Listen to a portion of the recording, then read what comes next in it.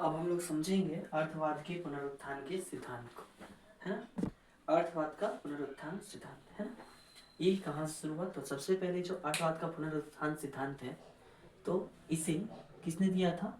तो Milton Friedman ने दिया था। मिल्टन फ्रीडमैन और उनके जो साथी थे उन्होंने मिलकर के इस सिद्धांत को प्रतिपादित किया था, ठीक है। लेकिन सबसे महत्वपूर्ण योगदान किसका था? मिल्टन फ्रीडमैन का था। ये लोग कहाँ के? शिकागो स्कूल ऑफ इकोनॉमिक्स, है। यहाँ के क्या थे? यहाँ से ये लोग स्टूडेंट थे, ठीक है। इन्होंने ये सिद्धांत दिया था, जिन्होंने क्या किया? केनेशियन अर्थशास्त्र को क्या दिया था? चुनौती दिया था, ठीक है। केनेशियन अर्थशास्त्र को क्या देता है? चुनौती देता है। यह सिद्धांत मानता क्या है? सो अब जानते हैं, है ना। अब ये सिद्धांत की मान्यता क्या है? इस सिद्धांत ने बताया कि जो इन्फ्लेशन होता है, यानी जो मुद्रास्फीति जो होती है, मुद्रास्फीति का मुख्य कारण होता है मुद्रा की आपूर्ति।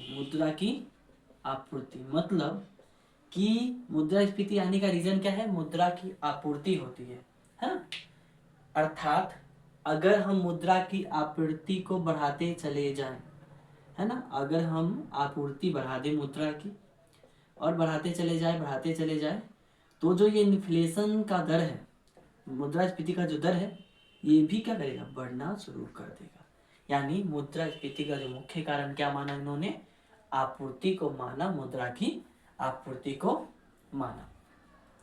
अब इस सिद्धांत को देने के पहले पृष्ठभूमि क्या थी सिद्धांत की, उसको अगर समझे तो बेहतर होगा। तो 1970 का दशक में ये सिद्धांत आया था। 1970 के दशक में क्या होता? पश्चिमी दुनिया यानी यूरोप और अमेरिका साइड में क्या हुआ था कि एक साथ बेरोजगारी और मुद्रास्फीति दोनों बहुत तेजी से बढ़ रहा था, है ना। और इस चुनौती का जो हल था वो केनेशियन इकोनॉमिक्स नहीं कर पा रहा था। केनेशियन अर्थशास्त्र जो था इस चुनौती को सही से हल नहीं कर पा रहा था, है ना। यानी जो केनेशियन इकोनॉमिक्स थी हमारी, वो इसको हल नहीं कर पा रही थी, ठीक। अब केनेशियन इकोनॉमिक्स के विकल्प के रूप में इसने कौन सा सिद्धांत प्रतिपादित किया? तो अर्थवाद का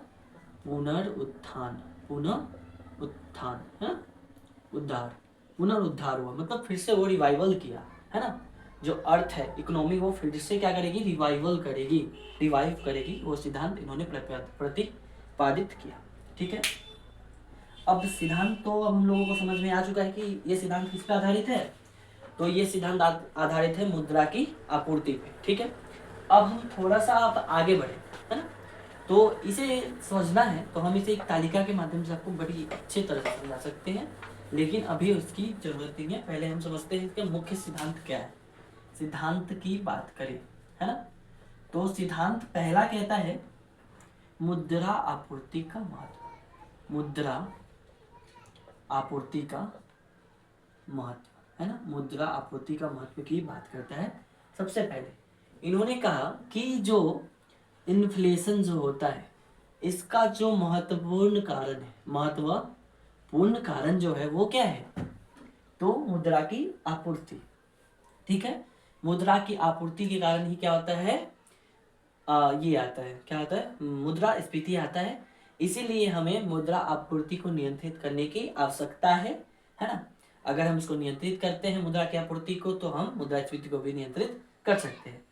अब ये कैसे होता है? तो इसके लिए हमें ग्राफ से इसे समझ सकते हैं कि किस तरह से मुद्रा आपूर्ति इन्फ्लेशन को बढ़ाता है, ठीक। चलिए, है ना। नीचे वाले दर पे हम लोग लेने वाले हैं मुद्रा की आपूर्ति, ठीक। 1 2 3 4 5 6 7 8 9 10, ठीक है। ये हमारा एक्स एक्सिस क्या दिखा रहा है हमको? मुद्रा आपूर्ति। और वाई वाला दिखाएगा हमें इन्फ्लेशन रेट, ठीक है। 0 1 2 3 4 5। तो जैसे जैसे ये देखिए, जैसे जैसे ये बढ़ रहा है, क्या हो रहा है? बढ़ रहा है। मुद्रा आपूर्ति यहाँ पे है तो इन्फ्लेशन रेट यहाँ पे, ठीक। लेकिन यहाँ पे गया तो इन्फ्लेशन रेट यहाँ पहुँच गया, यहाँ पे गया तो यहाँ पहुँच गया। मतलब क्या हो रहा है, जैसे जैसे हम क्या कर रहे हैं, मुद्रा की आपूर्ति को बढ़ा रहे हैं, क्या कर रहे हैं, मुद्रा आपूर्ति को बढ़ा रहे हैं, इन्फ्लेशन रेट मेरा क्या कर रहा है, ऊपर की तरफ बढ़ रहा है। यही बताना कौन चाह रहे थे, मिल्टन साहब कह रहे थे कि क्या होता है कि मुद्रा को आपूर्ति को बढ़ा दो, है ना, तो क्या हो जाएगा, मुद्रास्फीति भी बढ़ेगी। ठीक है, पहला ये बात कहा गया। ठीक है, अब दूसरा क्या है कि अब दूसरा सिद्धांत क्या दिया गया था, इसमें हमें क्या बनाना पड़ेगा, नियम आधारित नीति बनानी पड़ेगी। क्या बनानी पड़ेगी, नियम आधारित नीतियां बनानी पड़ेगी। क्यों बनानी पड़ेगी, इसकी बात अब हम करने वाले हैं। ठीक है, अगर हम मुद्रा आपूर्ति को क्या करना चाह रहे हैं, नियंत्रित करना चाह रहे हैं, क्या करना चाह रहे हैं, नियंत्रित करना चाह रहे हैं, तो हमें क्या करना पड़ेगा, एक ऐसा नियम लागू करना पड़ेगा जिसमें क्या हो जाए कि मुद्रा आपूर्ति को हम लोग कंट्रोल कर पाए। अगर हम मुद्रा आपूर्ति को कंट्रोल कर लेते हैं तो हम लोग इन्फ्लेशन को भी कंट्रोल कर सकते हैं। ये दूसरी बात तो कहा गया। ठीक है, यानी मुद्रा आपूर्ति को स्थिर एवं नियंत्रित करने की सिफारिश की गई थी। इसमें क्या कहा गया था कि हमें मुद्रा आपूर्ति को नियंत्रित व संतुलित करने का प्रयास करना चाहिए, संतुलित करने का प्रयास करना चाहिए। अगर हम मुद्रा आपूर्ति को क्या कर लेते हैं, नियंत्रित कर पाएंगे, तो हम मुद्रास्फीति को आराम से नियंत्रित कर सकते हैं। ठीक है, उसके बाद तीसरा क्या था कि इसने फिलिप्स वक्र को नहीं माना, है ना, फिलिप्स वक्र को नहीं माना, है ना। फिलिप्स वक्र क्या था, हम लोगों ने पीछे भी जाना। फिलिप्स वक्र क्या है, शॉर्ट टर्म में क्या होता है कि इन्फ्लेशन रेट किस पे आधारित होता है, तो मुद्रा की मांग पे डिपेंड करता है, लेकिन यहाँ पे वो नहीं है ना। वहां पे बताया गया था फिलिप्स वक्र में कि मुद्रा की मांग पे, इन्होंने इसको डिनाई किया, हटाया, और इन्होंने क्या बताया कि मुद्रास्फीति का दीर्घकालिक परिणाम क्या होता है। ठीक है, ये बताने का प्रयास किया किसने, तो मिल्टन साहब ने। उसके बाद अगला इन्होंने चौथा क्या बताया, बाजार स्वतंत्रता, बाजार स्वतंत्रता, बाजार की स्वतंत्रता की बात की।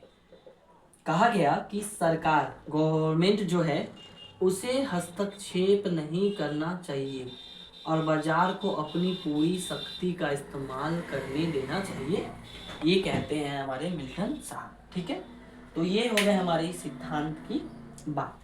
अब इसे समझने के लिए हमें दो ग्राफ की जरूरत थी, जिसमें से हमने एक ग्राफ तो यहाँ समझ लिया। अब हम फिलिप्स ग्राफ को समझेंगे थोड़ा सा, है ना, और उसके बाद हमारा ये टॉपिक क्या हो जाएगा, बड़ी अच्छे से क्लियर हो जाएगी। ठीक है, तो अब फिलिप्स वक्र को समझने की कोशिश करते हैं। ठीक, तो फिलिप्स वक्र को पहले हम समझते हैं। ठीक है, तो अब ये जो अर्थवाद का जो ये सिद्धांत है, ये बड़ी सिंपल तरीके से हमें समझ में आ जाएगा। ठीक है, अब क्या है कि हमने पीछे वाले में एक फिर से एक बार कर देते हैं ग्राफ। ठीक है, तो ये हमें बताएगा किसका, मुद्रा आपूर्ति एंड मुद्रास्फीति में संबंध, मुद्रास्फीति में संबंध। ये क्या था, इस पे क्या ले रहे थे हम लोग, सप्लाई था मनी का, ठीक, सप्लाई ऑफ मनी, और यहाँ पे था इन्फ्लेशन रेट, दोनों था। ठीक है, जैसे जैसे आप सप्लाई ऑफ मनी को क्या करोगे, बढ़ाओगे, तो उस तरह से इन्फ्लेशन रेट क्या होता है, बढ़ता चला जाता है ना। मतलब कि सप्लाई रेट हम जिस रेशियो में बढ़ाते हैं, इसका अनुपात जो है ना, उसी अनुपात में इन्फ्लेशन रेट भी क्या होगा, बढ़ता चला जाएगा। ये हमने एक ग्राफ के अंदर जाना, और यही क्या कहते हैं, नियंत्रित मुद्रा अर्थव्यवस्था को मुद्रास्फीति का कारण है ना। तो हम जानेंगे कि जैसे जैसे क्या करते हो आप, मुद्रा की आपूर्ति को बढ़ाते हैं, है ना, तो क्या होता है, मुद्रास्फीति भी उसी दर में क्या होती है, बढ़ती चली जाती है ना। और यह क्या करता है, अर्थवाद का जो सिद्धांत है उसका पालन भी करता है, क्योंकि अर्थवाद का सिद्धांत क्या कह रहा था कि आप जैसे जैसे पूर्ति को बढ़ाओगे वैसे वैसे क्या होगा, इन्फ्लेशन रेट बढ़ता चला जाएगा। ठीक है, जिसमें कहा गया है कि नियंत्रित मुद्रा आपूर्ति अर्थव्यवस्था में मुद्रास्फीति का कारण बनता है। तो ये ग्राफ हमें ये समझाने का कोशिश करता है। अब हम दूसरा फिलिप्स के ग्राफ को समझने की कोशिश करते हैं। किसको, फिलिप्स के ग्राफ को समझने की कोशिश करते हैं। ठीक है, तो अब फिलिप्स ग्राफ, हम ये कौन सा ग्राफ बना रहे हैं, फिलिप्स ग्राफ, किसका ग्राफ बना रहे हैं, फिलिप्स का ग्राफ। ठीक है, फिलिप्स का ग्राफ। चलिए, तो इसमें हम नीचे क्या लेंगे, फिलिप्स ग्राफ में हम दो चीजों को लेंगे, है ना। एक क्या है हमारा इन्फ्लेशन रेट और एक है हमारा अनएम्प्लॉयमेंट रेट। यहाँ पे हम लेंगे इन्फ्लेशन रेट और यहाँ पे लेंगे हम अनएम्प्लॉयमेंट रेट। यहाँ पे बेरोजगारी दर और ये हमारा क्या है मुद्रास्फीति की दर को लेने की कोशिश करते हैं। ठीक है, अब इसको समझते हैं। तो क्या होता है कि ये जैसे जैसे बढ़ेगा 0, 2, 4, 6, 8, 10, ठीक। और ये क्या है बेरोजगारी दर 1, 2, 3, 4, 5, है ना। तो ये कर्व नीचे की तरफ आएगा कब, ये हमारा शॉर्ट टर्म, कब शॉर्ट टर्म में होता है। लेकिन लॉन्ग टर्म में क्या होता है, ये ग्राफ जाकर के सीधा दिखेगा, है ना। ये कब होता है, लॉन्ग टर्म में होता है। मतलब कि क्या होता है, इन्फ्लेशन रेट कब बढ़ता है ना, जब इन्फ्लेशन रेट बढ़ता जाता है बढ़ता जाता है बढ़ता जाता है, तो ये ग्राफ क्या होता है, घटता जाता है घटता जाता है घटता जाता है। कब, लघु काल में। लेकिन जब दीर्घ काल की बात करते हैं तो क्या होता है, ये अपने आप को एक पॉइंट पे स्थिर कर लेता और ये बढ़ता नहीं है। ठीक है, तो ये ग्राफ हमें क्या बताना चाह रहा है ना, कि मुद्रास्फीति और बेरोजगारी के बीच क्या होता है, संबंध को दिखाने के लिए इसको कोशिश करते हैं। ठीक है, यह दिखाता है कि अल्पकाल में मुद्रास्फीति और बेरोजगारी के बीच में कौन सा संबंध होता है, नकारात्मक संबंध होता है। मतलब कि अल्पकाल में क्या होता है, एक चीज बढ़ेगा तो दूसरा घटेगा। ठीक है, उसके बाद लेकिन दीर्घ काल में क्या होता है कि हमारा ये जो इन्फ्लेशन रेट है, यहाँ पे बेरोजगारी दर क्या हो जाती है, यहीं पे जाके नियंत्रित हो गई। यही प्राकृतिक बेरोजगारी दर, प्राकृतिक बेरोजगारी दर। अब यहाँ पे हम कितना भी मनी सप्लाई करते हैं वो बेरोजगारी दर को प्रभावित नहीं करेगा, कोई अन्य कारक ही प्रभावित करेगा। यही हमारा मिल्टन साहब कहते हैं। ठीक, चलिए अब हम इसकी क्या करते हैं, प्रभावों को देखते हैं। क्या देखते हैं कि अब ये जो सिद्धांत दिया गया था इसका प्रभाव क्या रहा। हमने ग्राफ को अच्छी तरह से समझ लिया। ठीक है, अब हम इसके ग्राफ को समझने के बाद हम इसको प्रभावों को समझने की कोशिश करें। ठीक है, तो सबसे पहले हम प्रभाव को कैसे समझते हैं। तो पहला प्रभाव है इसका नीतिगत बदलाव। पहला क्या है प्रभाव, नीतिगत बदलाव। प्रभाव नंबर 1 नीतिगत बदलाव है। अब क्या हुआ कि कई देशों ने अपने क्या किया, बैंकों को, है ना, बैंकिंग नीति है ना, नीति को प्रभावित किया। इससे जानकर कैसे प्रभावित किया, तो उसने क्या किया कि ब्याज दर को बढ़ाया, है ना, ब्याज दर को बढ़ाना, और क्या किया, मुद्रा आपूर्ति को नियंत्रित करने पर जोर दिया। ठीक है, फिर से समझते हैं नीतिगत बदलाव में क्या हुआ। इस सिद्धांत से बहुत सारे देश प्रभावित हुए, तो उन्होंने अपनी बैंकिंग नीति, आर्थिक नीति में बहुत सारे परिवर्तन किए। इसके लिए उन्होंने क्या किया, मुद्रास्फीति को नियंत्रित करने के लिए सबसे पहले ब्याज दर को बढ़ा दिया। ब्याज दर बढ़ने से मांग कमा, तो मुद्रास्फीति थोड़ा सा नियंत्रित होने की चांस बने। ठीक है, उसके बाद मुद्रा की आपूर्ति को भी नियंत्रित किया, है ना।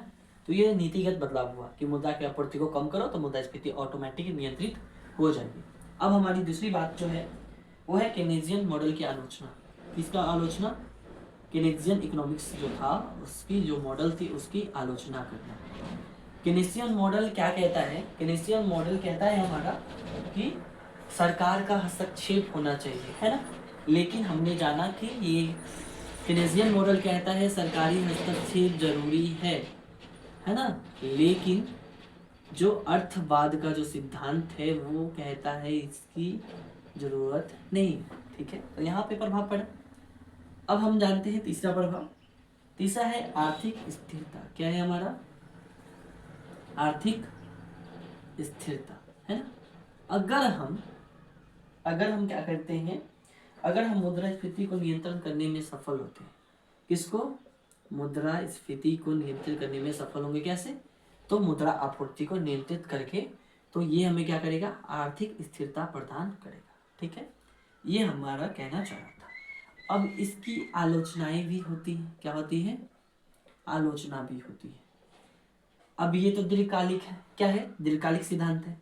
तो इसने अल्पकाल के अंदर जो भी कुछ होने वाला है, अल्पकालीन चीजों को इसने क्या किया, नजरअंदाज किया। ठीक, पहला।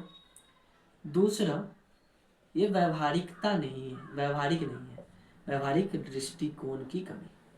व्यवहारिक दृष्टिकोण की कमी कैसे होगी? तो व्यवहारिक दृष्टिकोण क्या कहता है कि हम इन्फ्लेशन रेट को हमेशा नियंत्रित नहीं कर सकते हैं, है ना, ये हमारा दृष्टिकोण कहता है। तीसरा, अन्य कारक, अन्य कारकों की अनदेखी या नजरअंदाजी।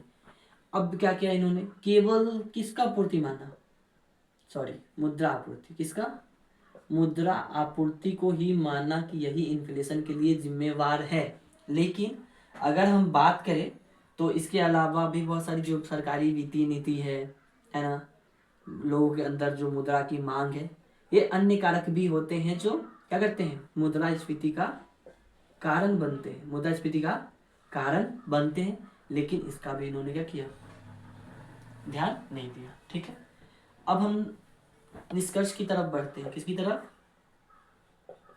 निष्कर्ष की तरफ बढ़े तो निष्कर्ष क्या कहता है कि अब इसने क्या किया कि मुद्रास्फीति के एक प्रमुख सिद्धांत का प्रतिपादन किया जो वर्तमान संदर्भ में भी क्या है, काफी महत्वपूर्ण है। क्यों?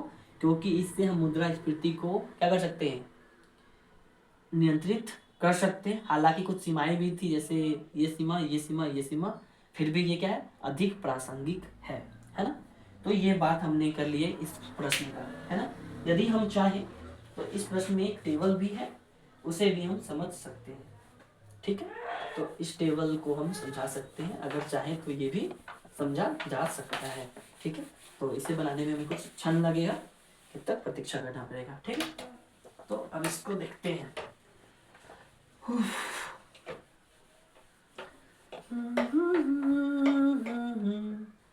तो अगर हम एक तालिका बनाते हैं, एक तरफ क्या लेंगे, साल लेंगे, ईयर, है ना, दूसरी तरफ लेंगे हम मुद्रा आपूर्ति दर, है ना, यहाँ पे लेंगे हम मुद्रा आपूर्ति। आप क्या करेंगे, इसको अगर ऐड करना होगा ना, तो जब आप सिद्धांत लिखते हैं, जब परिचय दिए थे वहीं पे आप इसको ऐड कीजिएगा तो बहुत अच्छा रहेगा। फिर यहाँ पे इन्फ्लेशन की रेट क्या है ना, उसके बाद यहाँ पे अनएम्प्लॉयमेंट की रेट क्या है। ठीक है, तो हम 2000 साल 2000 लेते हैं, ठीक, फिर 2005, 2010, 2015, 2020, हमने 5 सालों के ये लिए। ठीक है, तो यहाँ मुद्रा आपूर्ति 3.0% थी, यहाँ 4.5 कर दी गई, यहाँ पे 5 कर दी गई, यहाँ पे 5.5 कर दी गई, और यहाँ पे 7 कर दी। ठीक है, तो इन्फ्लेशन रेट क्या हो जाएगा, यहाँ पे 2.5, है ना, फिर बढ़ेगा यहाँ पे, फिर 3.5, फिर 4.0, है ना, फिर 4.8, फिर 5.5, मतलब ये देख रहा है। ठीक है, अगला बनाते हैं, ये 6.0 हो गया, 5.5 हो गया, 5.2 हो गया, 5.0, 4.8। मतलब देखिएगा, अब हमें यहाँ पे दो चीज समझ में आएगा, है ना। एक क्या क्या समझ सकते हैं, मुद्रा स्फीति, और एक क्या है मेरा, इन्फ्लेशन रेट के बीच में संबंध बता रहा है कि जैसे जैसे देखिए हम मुद्रा की आपूर्ति को बढ़ा रहे हैं तो हमारा इन्फ्लेशन रेट क्या कर रहा है, बढ़ रहा है। ठीक है, तो हमें ये चीज समझ में आ रहा है। ठीक है, पहले ग्राफ से कि मुद्रा आपूर्ति क्या करती है, इन्फ्लेशन रेट को बढ़ाने में मदद करती है। ठीक है, दूसरा ग्राफ हमें बता रहा है क्या चीज, मुद्रास्फीति, है ना, इन्फ्लेशन रेट, और यहाँ पे अनएम्प्लॉयमेंट रेट होगा ना, इन्फ्लेशन रेट और बेरोजगारी क्या है, बेरोजगारी के बीच में संबंध को दर्शाने की कोशिश करता है, संबंध के दर्शाने की कोशिश करता है। अब क्या होता है, जैसे जैसे हम देख रहे हैं इन्फ्लेशन रेट क्या हो रहा है, बढ़ रहा है, तो बेरोजगारी दर क्या हो जाएगा, घटेगा। यही हमारा ये सिद्धांत कहता है। दो ही चीज़ है, मुद्रा आपूर्ति क्या करता है और जो इन्फ्लेशन रेट होता है, दोनों में क्या होता है, नकारात्मक संबंध होता है। ठीक, और यहाँ पे भी। ठीक है, तो ये हमारा ये पूरा सिद्धांत हो गया। इस तालिका को परिचय के साथ ही ऐड करने से अच्छा उत्तर हो सकता है।